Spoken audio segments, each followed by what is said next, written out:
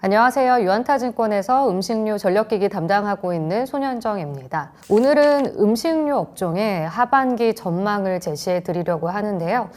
예전에 제가 이제 방송에서도 말씀드렸던 것 같은데 2025년의 음식료 전망을 지금이 가장 맛있는 타이밍이라는 제목으로 보고서를 발간했었던 적이 있었는데요. 올해는 구조적으로 PQC가 모두 긍정적으로 맞물리는 시기이기 때문에 사실 하반기에 사실상 실적 개선이 전반적으로 이루어질 것이다 라고 말씀을 드린 바가 있습니다. 그런데 이제는 이제 하반기가 딱 도래했기 때문에 그런 긍정적인 부분들이 딱 이제 시그널이 나올 가시화가 될 시즌이라고 보고 있는데요. 그래서 이번 하반기 전망은 그런 거를 조금 말씀드리면서 또한 중요한 포인트는 그럼에도 불구하고 좀 선별적으로 접근할 수 있는 종목들이 있다라는 걸 말씀드리고 싶습니다. 왜냐하면 음식료 산업은 사실상 뭐 다른 제조업에 비해서 멀티플을 세게 줄 수 있는 산업은 아닙니다. 성장성이 아주 풍부한 산업은 아니기 때문인데요. 그럼에도 불구하고 해외 성장을 주도하면서 멀티플을 조금 더 줄 수 있는 기업들을 찾아보는 게 이번 하반기의 핵심이다라고 보시면 좋을 것 같습니다. 자, 그럼 하나씩 한번 살펴보겠습니다. 이번 하반기 음식료 업종을 움직일 수 있는 세 가지는 일단 해외 성장의 질적 차별화가 멀티플 업사이드를 줄 수 있는 힘이라고 가장 중요하게 포인트로 짚어드리고요. 또한 이제 대선발 내수 부양 정책을 빼놓을 수가 없겠죠. 아무래도 음식료는 정통적으로 내수주이기 때문에 이런 부분도 한번 체크를 해봐야 될 것 같습니다. 또한 구조적으로 좋아지는 제가 말씀드렸던 PQC 여기에다가 금리까지 인하되고 있고 또한 원달러 환율도 하락을 하고 있기 때문에 이러한 좋은 환경들이 영향을 미칠 수도 있다라는 근거를 제시해 드리겠습니다. 중요한 거를 좀 말씀드리기 위해서 이 표를 가져왔는데요. 음식료 업종은 사실상 멀티플이 좀 제한이 되어 있는데 음식료 업종 평균이 지금 12개월 포워드로 PER로 봤을 때 한 12배 아래에서 막혀 있는 상황입니다. 물론 이제 상반기에 코스피가 이제 8배, 9배까지 올라오긴 했지만 그것보다 오버하고 있는 상황이라서 음식료 업종이 최근에 움직임이 나쁘지는 않은데요. 그런데 멀티플을 얼마나 더 줄 수 있을지가 중요하겠죠. 근데 이 표를 한번 보시면 삼양식품은 그래도 이제 시장에서 워낙 성장주로 많이 인식이 되어 있기 때문에 뭐 해외 비중이 높을수록 OPM이 높을수록 리레이팅이 잘 되고 있다라고 평가를 받는데 삼양식품은 역시나 12개월 포워드로 봤을 때도 한 18배 정도를 차지하고 있습니다. KTNG도 마찬가지예요. 이제 담배까지 확장을 하게 되면 KTNG도 40%가 넘는 이제 해외 비중을 갖고 있고요. 또한 OPM도 20%가 넘는 상당히 높은 고마진 체제를 나타내고 있습니다. 그래서 음식료 업종 평균보다는 PER이 더 높은 상황이죠. 그런데 한번 이제 오리온을 보실까요? 오리온 같은 경우에는 PER이 9배입니다. 해외 비중도 60%가 넘고요. OPM도 한 18% 정도 되는 매우 우수한 기업으로 평가를 받을 수가 있는데 멀티플이 제한되어 있어요. 그러니까 여러 가지 뭐 요인들이 있을 수 있겠지만 제가 말씀드리고 싶은 거는 모든 해외 성장이 다 똑같은 해외 성장이 아니다라는 걸 말씀드리고 싶은 거고요. 그래서 질적 차별화가 중요하다라는 근거를 제시해 드리겠습니다. 음식료 해외 비중 추이를 조금 더 구체적으로 살펴보시면요. 지금 말씀드렸다시피 삼양식품이 가장 수출 비중이 높습니다. 82%고 그리고 오리온이 65%나 돼요. 그리고 나머지 농심이라던가 그리고 CJ제일제당 그리고 KTNG도 높은 편입니다. 근데 우상향하고 있는 것과 플랫한 것과 조금의 차이는 있겠죠. 이게 갖고 있는 성장성이라고 할 수도 있겠습니다. 그래서 제가 제시하는 기준은요. 일단 첫 번째 가격 결정력입니다. 해외 성장을 하더라도 가격 결정력을 갖고 있느냐 아니냐에 따라서 성장성의 유무를 판단할 수 있게 되는 거고요. 그렇기 때문에 멀티플에도 주는데 차이가 있을 수 있다라는 걸 말씀드리는 겁니다. 삼양은 불닭의 브랜드가 상당히 프리미엄으로 자리를 잡고 있어요. 예를 들어서 지금 소비자 가격을 보시더라도 월마트 시장에서 삼양의 불닭볶음면이 지금 니신의 컵누들 도요수산 마루찬보다 훨씬 더 비쌉니다. 근데도 굉장히 잘 팔려요. 수요가 계속 올라오고 있고요. 뭐 최근에 진출한 농심 툰바 같은 경우에는 이제 월마트 온라인몰 기준으로 제가 가격을 책정했기 때문에, 가격을 조사했기 때문에 이것과 조금 차이는 있을 수 있습니다. 왜냐하면 실제로 매출 에누리가 들어가기 때문에 제가 알고 있기로는 삼양식품의 불닭볶음면보다 조금 싸게 나가는 걸로 알고는 있는데요. 일단 공식적인 자료로 봤을 때는 지금 우리나라 제품들이 니신의 컵누들이나 도요수산의 마루찬보다 훨씬 더 비싼 가격에 잘 팔리고 있습니다. 또한 이제 국가별 라면의 소비자 가격을 비교해 보더라도 우리나라보다 미국과 유럽에서 훨씬 더 비싸요. 그래서 그렇게 보시면 해외가 ASP가 더 높다라는 걸 말씀드릴 수 있고, 그 높은 시장에서도 우리나라 제품이 더 비싼 편이다. 특히 불닭볶음면은 디맨드 수요가 계속 올라오고 있는 인기 제품이기 때문에 상당히 가격 결정력을 갖고 있다라고 논리가 귀결이 됩니다. KTNG를 보실까요? KTNG는 사실상 불닭과는 조금 다릅니다. 이제 삼양식품의 불닭은 프리미엄 제품이지만 KTNG 같은 경우에는 이제 전자담배도 그렇고 해외 관련도 그렇고, 예를 들어서 에세가 이제 말보로랑 비교했을 때 뭐 비싸다고 생각하지는 않습니다. 그래서 ASP가 뭐 필립 모리스나 아니면 브리티시나 JTI보다는 ASP가 좀 낮을 수는 있는데 가격 결정력을 갖고 있다라는 점이 매우 중요한데요. 아무래도 KTNG는 이제 해외 유통망을 좀 통제할 수 있는 그런 통제력을 갖고 있는 구조를 갖고 있고요. 또한 뭐 인도네시아 같은 경우에는 계획부터 아예 유통까지 다 통틀어서 또 총판을 하고 있는 걸로 파악을 하고 있습니다. 그런 걸 생각을 한다면 지금 해외 ASP가 계속 올라가고 있거든요. 그러면 해외 비중이 늘어나면 늘어날수록 가격 결정력을 보유하고 있는 제품이 늘어나면서 훨씬 더 실적에는 긍정적인 도움을 줄 수 있다라고 논리가 귀결이 됩니다. 다음 두 번째 기준은요, 고정비 하에서 레버리지 효과가 잘 날 수 있느냐 이겠죠. 지금 말씀드렸던 삼양식품 같은 경우에도 사실상 IP가 불닭 하나로 모두가 다 이제 포함이 되고 라면 원툴인 기업입니다. 또한 KTNG도 담배 원툴인 기업입니다. 이게 굉장히 제조를 할 때는 고정비가 덜 들고 이 매출의 캐파가 늘어나면 늘어날수록 레버리지 효과가 상당히 잘 나는 모델이거든요. 그렇다 보니 삼양식품과 그리고 KTNG의 공통점은 이제 GPM도 상당히 높고 OPM도 잘 나올 수 있는 구조라는 겁니다. 삼양식품은 수출 비중이 늘어나면 늘어날수록 계속해서 영업이익률이 올라가고 있는 구조입니다. 이거는 아까 말씀드렸듯이 해외 시장이 ASP가 더 높은데 고정비는 이제 어느 정도의 매출 캐파가 이제 위에 상위로 올라오게 되면 그거를 이제 세이브할 수 있는 이제 레버리지 효과가 상당히 빠르게 나타날 수 있다라는 걸 말씀드리는 거고요. 또한 GPM을 좀 비교를 해 보시더라도 KTNG랑 삼양식품은 위로 솟아 있습니다. 그래서 압도적으로 다른 음식료 업체들에 비해서 훨씬 더 높은 매출 총 이익률을 갖고 있는 거고요. 뭐 담배 같은 경우에는 사실상 이제 제조 비용이 상당히 적게 드는 편이기도 합니다. 그래서 이제 OPM도 여전히 이제 영향을 줄 수 있는 것도 KTNG랑 삼양식품이 조금 더 압도적인 마진을 가져갈 수 있는 유의가 된다. 이렇게 보시면 되겠습니다. 세 번째는요. 이거는 사실 삼양식품에 국한되는 요인일 수 있습니다. IP입니다.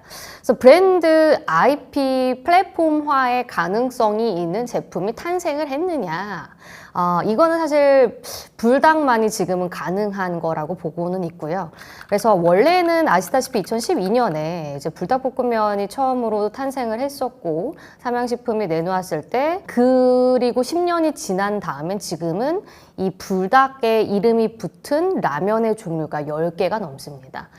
지금 뭐 불닭 까르보도 있고요. 뭐 불닭 나시고랭도 있고요. 뭐 굉장히 많습니다. 이런 게 하나의 IP로 상품이 확산되는 효과가 있다라는 거거든요. 이게 어떤 장점을 가지고 오냐면 광고를 그냥 통일해서 할 수가 있습니다. 신제품으로 인식을 하는 게 아니라 하나의 IP로 인식을 하게 되는 거죠. 예를 들어서 SK가 확장되면서 판관비를 좀 절감시킬 수 있는 것도 최근에 소스 광고도 많이 보셨을 거예요. 코첼라에서 이제 불닭 소스 광고를 많이 하고 최근에 뭐 월드페이에서도 불닭 소스를 강하게 좀 광고를 하는 모습이 있는데 상당히 재밌게 콘텐츠화를 해서 만들고 있는 이제 아이템입니다. 근데 요즘에 소스의 매출도 상당히 빠르게 늘어나고 있거든요. 그런데 아직까지도 불닭볶음면의 비중이 전사의 매출에서 높기 때문에 3%밖에 안 되긴 하지만 매출의 그로스로 보면은 뭐 YOY로는 지금 더블 이상의 성장을 계속 보여주고 있습니다. 수출 금액도 마찬가지고요. 1분기에는 220% 정도의 수출의 성장세를 나타냈습니다. 근데 이러한 불닭볶음면이 아까 제가 프리미엄 제품이라고 말씀드렸잖아요. 근데 소스도 그렇더라고요. 월마트의 이제 핫소스 소비자 가격을 보시면 우리 불닭 소스가 타바스코나 레드핫이나 스리라차 다른 나라의 제품들보다 훨씬 더 비쌉니다. 그리고 우리나라보다 미국과 유럽에서 역시나 더 비싸게 팔립니다. 이런 걸 보시면 해외 비중이 늘어나면 늘어날수록 아까 제가 1, 2번에 말씀드렸던 것처럼 가격 경쟁력을 갖고 있고 또한 여기에 고정비 레버리지 효과가 나타나게 되는데 IP를 갖고 있는 회사라고 한다면 그 성장성이 더 폭발적으로 나타날 수 있겠죠. 그래서 저는 탑픽이 삼양식품이다 라고 말씀을 드리고 있고요. 그래서 삼양식품은 제가 150만 원까지 제시를 해드리고 있는데 이거는 이제 12개월 포워드로 기준을 바꾸다 보니까 EPS 추정을 했을 때 기존의 타겟펄을 제시를 했던 게 24배였습니다. 이 24배의 근거는 사실상 이제 피어를 비교해 보더라도 니신과 또한 이제 도요수산과 비교했을 때 삼양식품은 상대적으로 좀 저평가되어 있다라고 보고 있어요. 그래서 피어 테이블을 좀 보여드리고 싶은데요. 네, 이걸 보시면 지금 이제 니신 같은 경우에는 이제 20배 이상의 PER을 계속 받고 있는 상황입니다. 그러니까 아무래도 이제 일본에서 1등 기업이기 때문에 그에 대한 프리미엄이 좀 부과가 되어 있다라고 판단이 되고요. 도요수산 같은 경우에도 최근에 미국에서 굉장한 점유율을 가지면서 성장세를 보여주고 있습니다. 그래서 마진도 두 자릿수가 나오는 기업인데요. 그런데 우리 이 삼양식품보다 조금 더 밸류를 잘 받고 있다. 그래서 저는 그렇게 보면 일단 글로벌 1등 업체라고 이제 비곡물 면에서는 이 삼양식품이 1등 업체라고 볼 수가 있는데 지금도 밸류가 20배 안에서 갇혀 있다라는 거는 사실상 저평가되어 있다라고 판단하기 때문에 24배를 적용을 한 거고요. 그래서 150만 원을 제시해 드리도록 하겠습니다. 자, 그리고 이렇게 해외 질적 성장에 대해서 차별화로 인해 멀티플의 업사이드는 조금 기업별로 달라질 수 있다라고 말씀을 드린 거고요. 이번에는 내수 얘기를 한번 해보겠습니다. 내수에서는 대선이 소비를 자극하는 힘입니다. 대선 같은 경우에는요, 역사적으로 소비 심리를 회복할 수 있는 트리거가 되어 왔습니다. 가계 지출이 보통 우리가 동행 지표로 쓰이기 때문에 이거와 함께 조사를 해봤는데요. 2017년 5월에 대선을 했을 때 가계 지출이 20%까지 뛰었습니다. 그리고 총선 당시에 2020년에도 음식료 가계 지출이 15%나 뛰었습니다. 그래서 물론 반짝일 수 있겠지만 동행 지표에 굉장히 영향을 줘서 우리들의 주머니에 이제 돈을 풀 수 있게 만드는 여러 가지 정책들이 나온다라는 걸 의미하는 건데요. 마침 이번 대선에서 가장 중요한 포인트가 내수 소비를 살리는 거겠죠. 그거는 작년까지 너무 소비가 얼어붙어 있었기 때문에 그런 것도 있습니다. 여기에 추가 경정 예산안을 지금 발표를 하고 있는 상황이죠. 원래 이제 공약대로 한다면 35조 원을 이재명 대통령이 이제 제시를 했었습니다. 그런데 지금 결정된 거는 기사에 따르면 20조 원으로 일단 결정이 됐고요. 그거는 그 근거는 원래 13조 8천억이 결정이 됐었습니다. 여기에 이제 플러스해서 20조를 더 얹어서 총 34조 정도를 만들겠다라는 걸로 이해를 하시면 되겠고요. 가장 중요한 게 이제 소비 쿠폰으로 나오고 있죠. 그래서 직관적으로 우리에게 소비 쿠폰을 주게 되면 이거를 뭐 외식에도 쓸 수도 있겠지만 마트에서도 쓸 수 있고 전통시장에서도 쓸 수 있게 됩니다. 그럼 사실상 내수의 소비는 Q가 올라가게 되는데요. 소비자 심리 지수가 애초에 추경을 하기 전부터 5월에 좀 움직인 바가 있어요. 예전에 이제 자료에서도 말씀드렸던 게 있는데 올해 상반기는 내내 100 이하로 상당히 소비 심리가 얼어붙은 상황이었습니다. 그런데 이번에 5월 달에 6개월 만에 처음으로 102로 올라왔습니다. 이거는 선행 지표이기 때문에 대선과 추경을 기대하는 심리가 반영됐다라고 판단을 하고 있고요. 그래서 이러한 이제 내수 부양 정책들이 어떻게 동행 지표들에게 귀결이 될지도 한번 계속 체크를 해봐야 됩니다. 그런데 지금 구조가 좋아요. 구조적으로 일단 금리가 인하가 되어 가고 있죠. 여전히 우리의 이자는 좀 비싸지만 지금 고점 대비해서 이제 작년에 3.5%까지 기준금리가 올랐었죠. 그런데 이번에 5월 달에도 또 내려서 100bp가 총 고점 대비해서 떨어지게 되었고, 이번 3분기에도 혹시나 25bp를 또 내리게 되면 125bp가 떨어지게 되는 겁니다. 그래서 이제 2%대로 떨어지게 되면 어떤 효과가 있을까요? 이건 과거의 흐름을 한번 살펴보겠습니다. 125bp가 딱 떨어졌던 시기가 있었어요. 그때가 2019년이랑 2019년에서 20년이었습니다. 그때 동행 지표라고 할 수 있는 음식료 소매 판매액이 급증을 했습니다. 40% 넘게 올랐었어요. 그리고 항상 가계 지출이 기준금리와 반대로 움직이는 걸 확인하실 수가 있는데요. 이렇게 저금리 기조일 땐 가계 지출이 올라오고, 그리고 고금리 기조일 때는 가계 지출이 YOY로 떨어지는 모습이 계속 발생하고 있었습니다.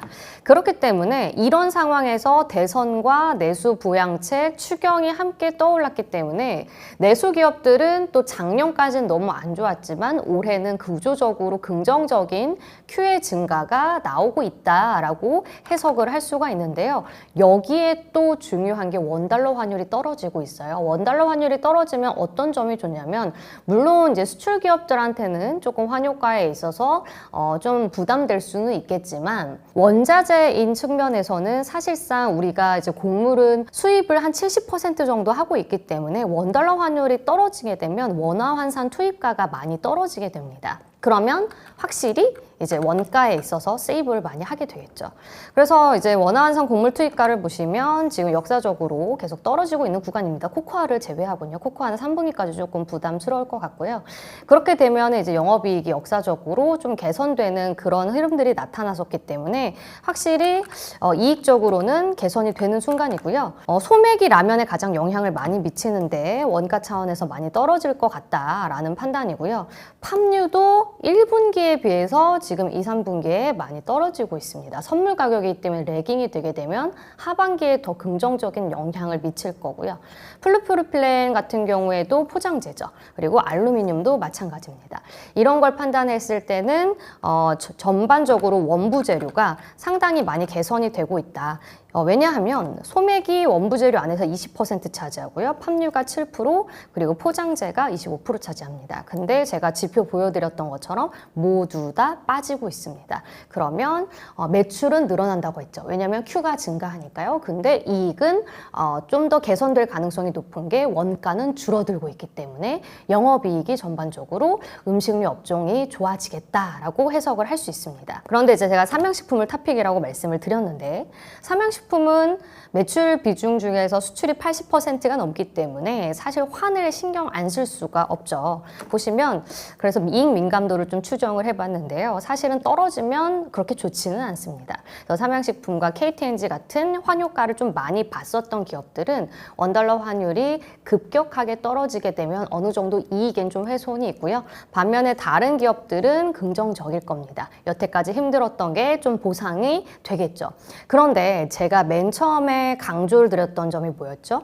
해외 성장이 멀티플의 업사이드를 해줄 수가 있는데, 그 중에서도 질적 성장이 가능한 기업들이 멀티플을 더 강하게 부여받을 수 있다라고 했죠. 그 두 종목이 삼양식품과 KTNG였습니다. 말씀드리고 싶은 거는 이런 환율 같은 외생 변수에도 거뜬하게 힘을 줄 수 있는 가격 결정력, 그리고 고정비하에서 레버리지 효과, 또는 IP, 이런 것들을 갖고 있는 기업이라고 한다면 사실상 디맨드가 계속 올라오기 때문에 원달러 환율이 빠진다 한들 크게 타격은 없을 것이다 라는 게 결론입니다. 네, 지금까지 이렇게 하반기 음식료 업종에 대한 전망 제시해 드렸습니다.